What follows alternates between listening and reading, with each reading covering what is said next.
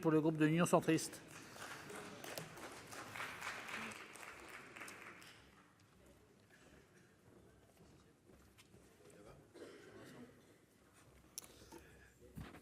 Monsieur le président, monsieur le ministre, monsieur le président de la commission des lois, monsieur le rapporteur, mes chers collègues, à ce stade du débat, le rapporteur avec le président Marseille ayant tout à l'heure très bien posé les questions juridiques, je voudrais me limiter à quelques observations. La première, c'est que je crois que ce texte porte une véritable ambition. Certaines propositions de loi sont des textes d'affichage politique, parfois des textes d'appel, dont chacun devine dès le départ que la navette pourrait en terminer rapidement.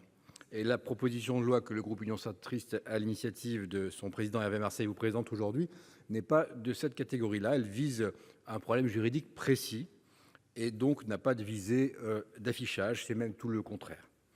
Elle a vocation, je crois, à redonner la parole au législateur, à un moment, ça a été dit, où différentes juridictions se sont prononcées et sont venues semer le trouble dans nos territoires sur un sujet qui concerne la capacité d'action de nos collectivités.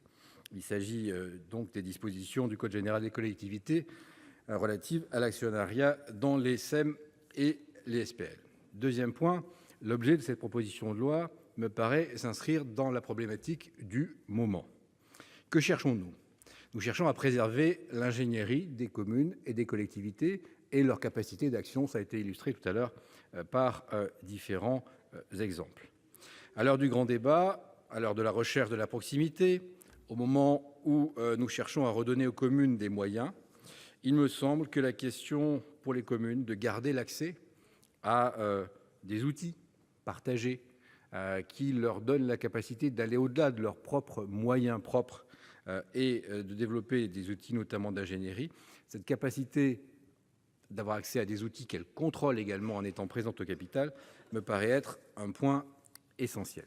Je voudrais ici citer le rapport de notre collègue Loïc Hervé qui a rappelé que la position du Conseil d'État pouvait avoir des effets, je cite, dévastateurs pour l'action des entreprises publiques locales et porterait une atteinte immédiate à la viabilité économique d'un grand nombre de SPL. J'ajoute ici que pour les collectivités, pour les communes notamment, l'effet serait tout aussi dévastateur. Bien souvent, on évoque la perte de substance ressentie, et réelle d'ailleurs, par nos collègues conseillers municipaux, et ils nous font remonter cette réalité. Il s'agit ici de leur laisser, je crois, des moyens d'agir, et je voudrais dire que tout à l'heure, le président Marseille citait notamment les Jeux Olympiques en Île-de-France. Les collectivités sont, par exemple, confrontées à des grandes structures comme la Solidéo, comme le comité d'organisation des Jeux Olympiques. Et lorsqu'elles trouvent à se regrouper, par exemple, dans des SPL pour avoir la capacité à se faire entendre ensemble et avoir des éléments d'analyse, des éléments d'ingénierie, ça me paraît particulièrement utile. C'est donc de manière parfaitement assumée que l'article 1er de la proposition de loi vient remettre expressément en cause la jurisprudence du Conseil d'État qui impose que toutes les compétences soient détenues par les actionnaires. Le gouvernement, qui semblait a priori favorable à l'esprit de cette PPL, a bien sûr proposé en commission un certain nombre d'amendements. Alors, monsieur le ministre, tout à l'heure, vous avez parlé d'esprit d'ouverture, et on ne peut que s'en féliciter et vous rejoindre sur ce point. Je crains quand même que votre propos ne se soit terminé par une fermeture et par la recherche, peut-être par un souci juridique, mais la recherche de solutions qui n'en seraient pas. Et donc, je veux réaffirmer, ça a été dit tout à l'heure par les différents orateurs, la volonté qui est la nôtre d'arriver au but et de faire que ce texte permette effectivement aux collectivités de régler un problème qu'elles rencontrent. Il nous semble qu'il s'agissait bien plus que d'une précision dans ce que vous vouliez ajouter en commission, puisque ça visait à réintroduire une disposition qui, de notre point de vue, réouvrirait à coup sûr une succession d'interprétations jurisprudentielles contradictoires, ça a été dit par différents orateurs, le rapporteur en premier lieu. Et donc je me félicite que la commission des lois ait choisi de ne pas donner à votre amendement le sort que vous souhaitiez. Et je voudrais dire que aujourd'hui la formulation que propose le gouvernement en précisant qu'il devra s'agir d'une part significative et régulière, nous paraît vraiment encourir les mêmes critiques. La présente PPL a un objet simple et précis.